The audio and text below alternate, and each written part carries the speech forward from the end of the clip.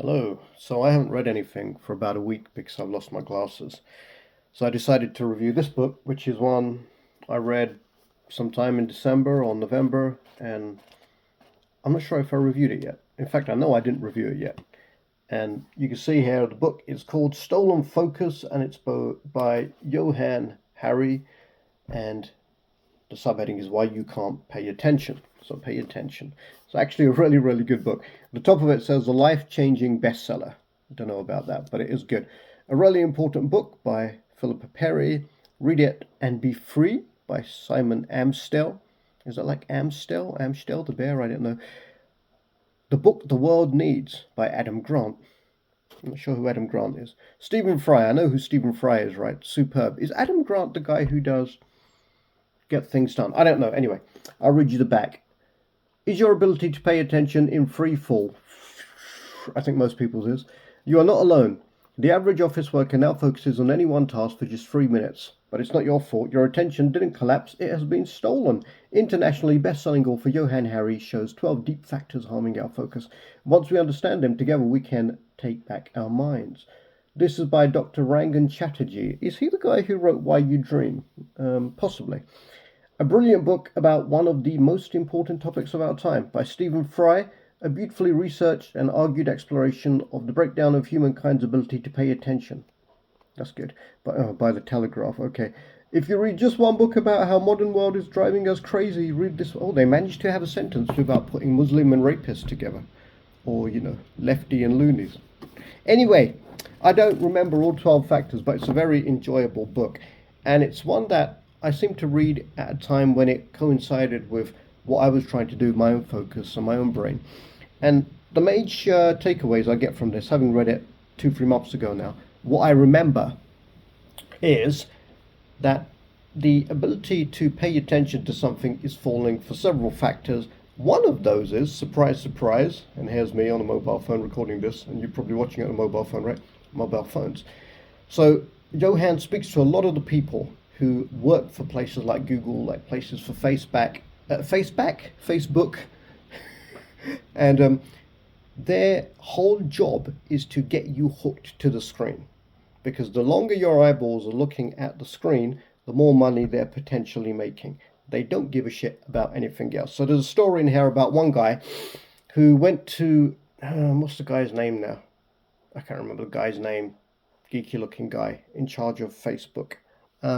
Anyway, he went to him and he suggested the idea that what if we use Facebook to link people up with friends who are available in the local area and willing to meet up now, which would get them off of Facebook and actually out into the real world, right? Disengage from the screen. The response he got from Zuckerberg, that's the guy's name, and this is not verbatim, it's just what I remember from the book, but the gist of it was, stop bringing me vegetarian ideas, you fucking pussy. So yeah, they don't give a damn.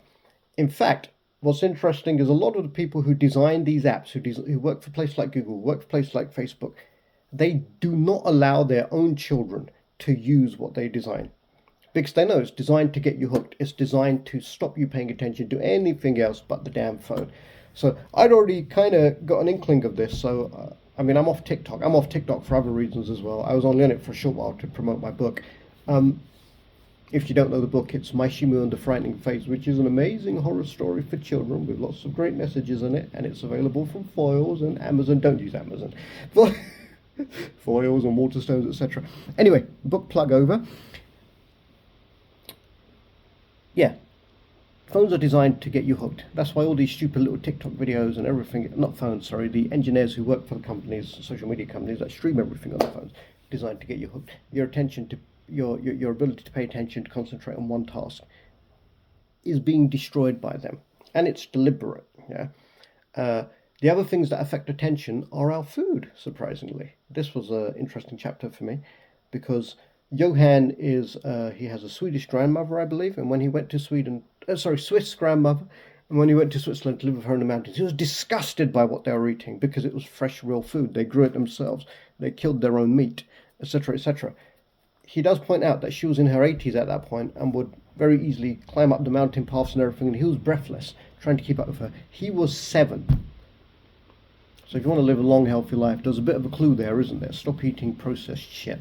Anyway, he eventually forced her to go to town, wherever that was in Switzerland back then, back in the early 80s, and take him to McDonald's. And she watched him eat this burger in McDonald's with the same expression that he later had on his face when he watched a homeless person behind one of the casinos in Vegas fishing out something crawling with maggots from a bin and eat it. So eat healthy. Try to stop looking at your phone, right? Because attention is a great thing. When you pay attention to something, you have the possibility of getting into flow states. By Mihai Csikszentmihalyi or something like that. He's the guy who studies flow. I've probably mentioned him before. In every book I read, there's another factor. There's another explanation there about how to pronounce the guy's name.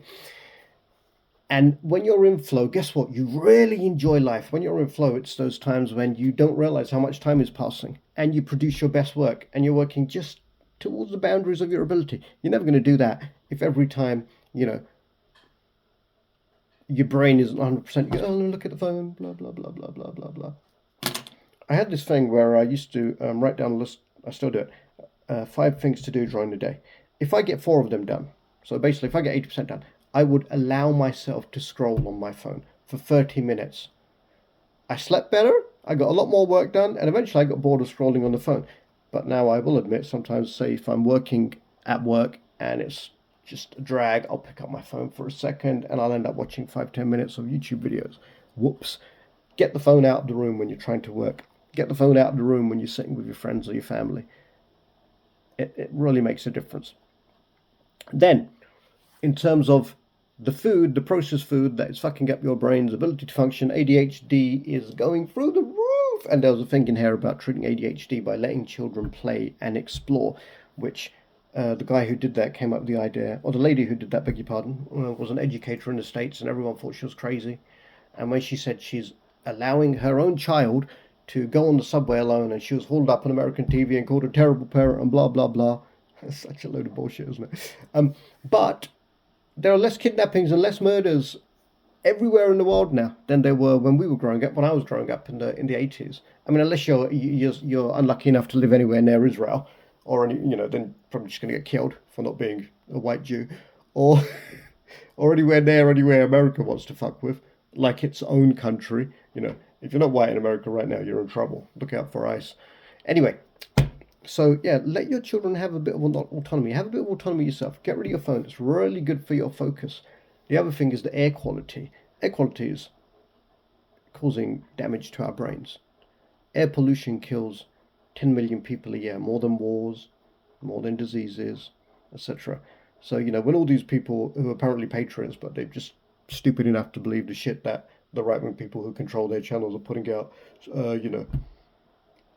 what's his name?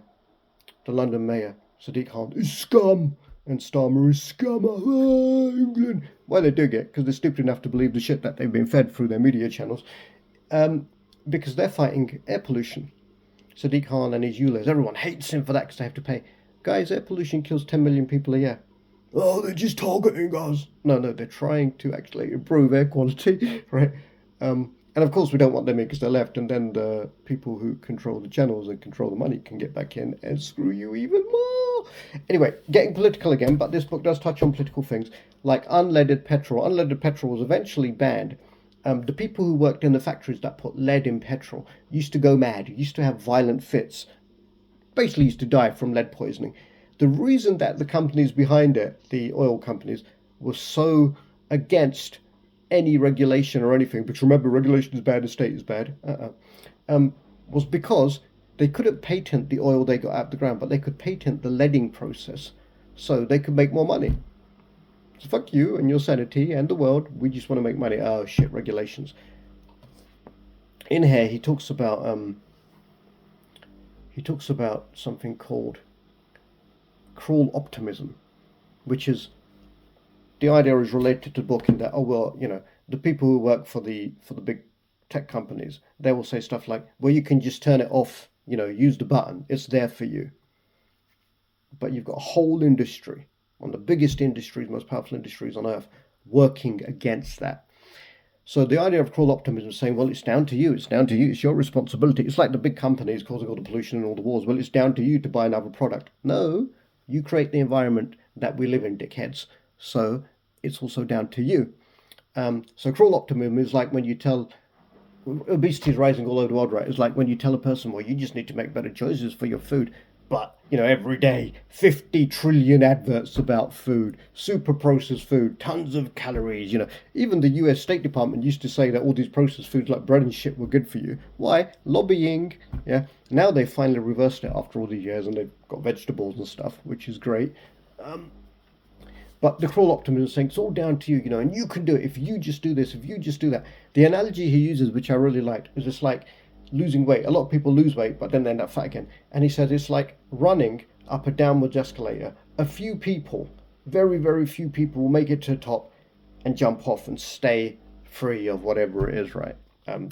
Obesity or addiction to screens or whatever. But most people get up there, feel good, and then they just end up down at the bottom because the environment that's created is the escalator, the downwards escalator, yeah, a downscalator, as I like to call it, and an upscalator, and then you have the elevators, don't you? So stairs are an escalator, or a upscalator, downscalator. Lifts are elevators. So just a little insight into my vocabulary and thought process behind it. It's a really good book, and it's one I read a long time ago, but I do thoroughly recommend. And it's one that I've already benefited from. I was benefiting from it. When you're doing something, then you read a book about it and you think, damn, I was onto something. These phones are not good for us. It's even when people think they're doing two things at once. I know a lot of people do it. I've got to do this boring task, this boring spreadsheet, but I can watch a film on Netflix at the same time. Guess what? It'll be harder to do the spreadsheet. It will take you longer. You're more likely to make mistakes. And there's a metabolic neural cost to switching between tasks. People think they're multitasking. No such thing. You're doing one task then another, but your brain's really good at switching. The problem is that metabolic cost, your brain's metabolic cost, because it takes energy to switch, over the long term, 5 years, right, does as much damage as smoking pot for the same amount of time to your brain. Some people smoke pot all their lives and are fine, just like some people smoke all their lives and don't get lung cancer. Doesn't mean it doesn't give you damage or it doesn't give you lung cancer. The link is strong enough. Very interesting book. There's a section at the beginning where he basically went and lived somewhere with no internet connection and he felt so connected, so alive, so happy he did it so he could write a book. Yeah. I remember once, not too long ago, when the internet cables on our street were interfered with and there was no internet, so I had no opportunity to even pick up my phone and look at anything apart from use it as a phone. But that's useful. The internet is there to get us hooked. Speaking to our friends or making phone calls isn't. And it was an amazing night. I felt like I was back in the 90s. All I was doing was playing guitar, but I played it with as much focus and made some great tunes that I haven't been able to do since I got my first iPhone. Oh, I wonder how you play that. I'll look it up on the internet. 15 minutes of scrolling fucking videos later. Yeah? No. Sit down, get connected to what you're doing, get rid of the phone, don't eat shit processed food. Don't be against net zero, yeah? Because it's messing with your brains, it's messing with your kids' brains, the pollution in the air. And just live life more focused, better, and you're fighting an uphill battle, yes, because the big powerful industries are all about getting you hooked. The big powerful industries being the tech industries. That's pretty much all I can remember, and I don't want to start waffling about stuff that's not in a book, but it's a really good book. Not necessarily one I'll read again because I think I've taken the necessary learning from it, but certainly one I recommend you read. So it is A Stolen Focus by Johann Hari. Let's see if there's any more. Oh, there's some praise on the inside, and because it's a good book, I'm going to read you the praise, right? And then there's something here by Chris Evans, unbelievable, juicy dynamite that you have to read. Emma Thompson, I think she's an actress, right? Read it and weep, then dry your eyes and join in. Naomi Klein, author of This Changes Everything. Now, Naomi Klein I do like and actually have some time for opinions and ideas from her. This book could not be more vital. Please sit with it and focus. Rutger Bergman, the guy who wrote Moral Ambition, very good guy. Deeply researched, disturbing, and yet ultimately hopeful. Very good. Susan Cain, author of Quiet. Read this book to save your mind. Oprah Winfrey. Well, if you care what Oprah Winfrey says. I promise you, it will be worth your time and certainly worth your focus. Good. And the rest of the stuff in there is praise that I can't really read too well because I haven't got my glasses. There's Johann. Johann Harry. Go Johann. Woohoo! Hope you enjoyed that. I've got to get to work.